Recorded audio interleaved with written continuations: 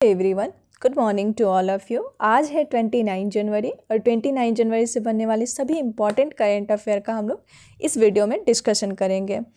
तो देखते हैं कि अगला क्वेश्चन क्या है कि आयरलैंड के नए प्रधानमंत्री कौन बने हैं। तो ये बने हैं माइकल मार्टिन, यानी कि ऑप्शन डी राइट आंसर है। माइकल मार्टिन जो है वो आयरलैंड के नए प्रधानमंत्री बन गए हैं।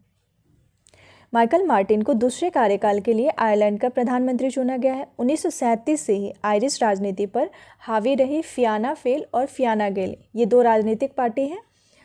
दोनों पार्टियां 1937 से ही आयरिश राजनीति पर हावी रही है। 64 वर्षीय माइकल मार्टिन ने इससे पहले 2020 से 22 तक आयरलैंड के प्रधानमंत्री के रूप में कार्य किया था। इससे पहले ये 2020 से 22 तक आयरलैंड के प्रधानमंत्री रह चुके हैं, जो फिर से बने हैं। तो गठबंधन समझौते के अनुसार फाइन जेल के साइमन हैरिस जो है वो 2027 में आयरलैंड के प्रधानमंत्री। जैसे कि फियाना फेल और फियाना गेल ये दो राजनीतिक पार्टी है, तो इसके गठबंधन से सरकार बना है। तो अभी एक पार्टी के जैसे माइकल मार्टिन है और दूसरे कार्यकाल में कौन बनेंगे, तो फाइन जेल बनेंगे। दूसरा क्वेश्चन है कि जनवरी 2025 में जलवायु परिवर्तन के कारण किस देश का याला ग्लेशियर 2040 तक लुप्त हो जाएगा। तो ये है नेपाल, यानी कि ऑप्शन सी राइट आंसर है। नेपाल का याला ग्लेशियर जो है वो 2040 तक लुप्त हो जाएगा, ऐसा अनुमान लगाया जा रहा है। इसे नेपाल के सबसे व्यापक रूप से अध्ययन किए गए ग्लेशियरों में से एक याला ग्लेशियर के 2040 के दशक तक गायब हो जाने की आशंका है। निगरानी शुरू होने के बाद ये याला ग्लेशियर जो है वो क्षेत्रफल और आयतन में उल्लेखनीय कमी देखी गई है। इसमें ग्लेशियर के क्षेत्रफल में 36% मतलब पाया गया है कि ये सिकुड़ गया है, इसलिए अनुमान लगाया जा रहा है कि ये जो याला ग्लेशियर है वो 2040 तक लुप्त हो जाएगा।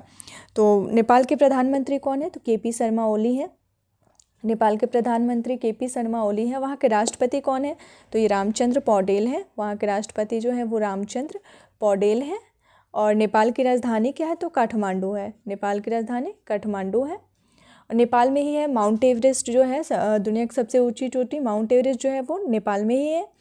और इस माउंट एवरेस्ट को नेपाल में क्या कहा जाता है, तो वहाँ पे इस माउंट एवरेस्ट को सागर माथा कहा जाता है। वहाँ पे इसका नाम सागर माथा है। अगला है कि सागर माथा संवाद 2025 कहाँ आयोजित किया जाएगा, तो ये किया जाएगा काठमांडू में। नेपाल की राजधानी है, नेपाल की राजधानी काठमांडू में सागर माथा संवाद 2025 का आयोजन किया जाएगा। तो ऑप्शन बी इसका राइट आंसर है। और ये अभी नहीं किया, जैसे कि 16 से 18 मई इसका क्या होगा, कब संवाद होगा ये, तो 16 से 18 मई तक नेपाल के काठमांडू में ये आयोजित होगा। ग्लेशियर ये क्या है कि ग्लेशियर संरक्षण का अंतर्राष्ट्रीय वर्ष, यानी कि 2025 के अवसर पे ये ग्लेशियर संरक्षण का एक अंतर्राष्ट्रीय वर्ष है जिसको 2025 में ये मनाया जाए। उसी के अवसर पे सागर माथा संवाद किया जाएगा, जो कि 16 से 18 मई तक होगा। अगला है कि गणतंत्र दिवस के मौके पर कुल कितने व्यक्तियों को पद्म विभूषण से सम्मानित किया गया है, तो ये टोटल 7 व्यक्ति को दिया गया है, यानी कि ऑप्शन सी राइट आंसर है। 7 व्यक्तियों को गणतंत्र दिवस के अवसर पे पद्म विभूषण से सम्मानित किया गया।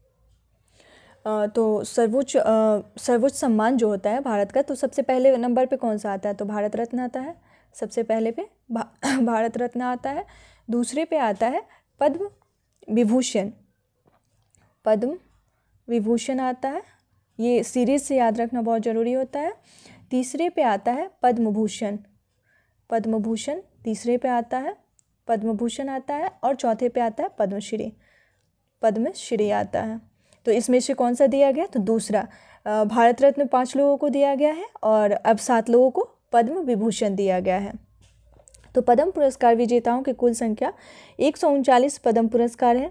इसमें जो पद्म पुरस्कार है वो 139 है, पद्म विभूषण और पद्मश्री, तो ऐसे इतने लोगों को दिया गया है। जैसे ये टोटल मिला करके पद्म पुरस्कार जो है वो 139 दिया गया है, जिसमें कि पद्म विभूषण कितने लोगों को दिया गया है, 7 लोगों को दिया गया है। पद्म विभूषण ये दिया गया है, पद्म भूषण यहाँ पे विभूषण नहीं पद्म भूषण होगा।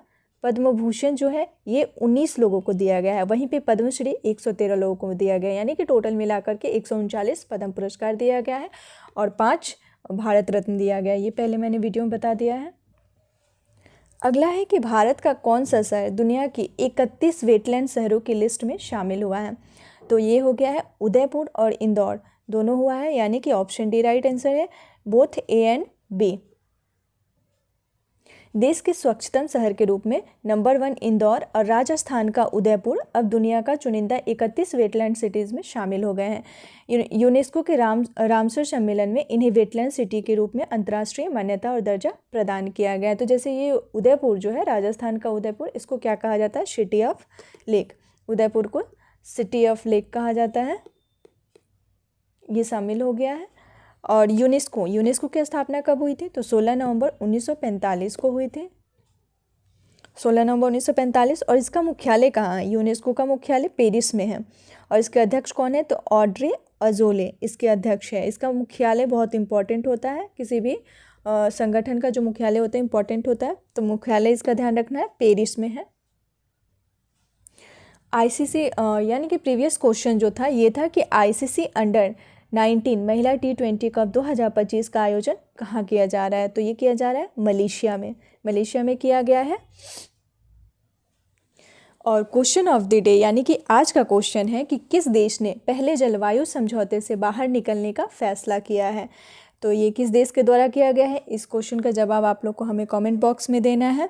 और प्लीज़ अगर आप लोग को मेरा ये वीडियो पसंद आ रहा है तो आप मेरी वीडियो को लाइक और सब्सक्राइब करें और अपने दोस्तों के साथ इसे शेयर भी करें, ताकि अधिक से अधिक लोग मेरे साथ जुड़ सकें और उन्हें लाभ हो, और मेरे चैनल को सपोर्ट करें।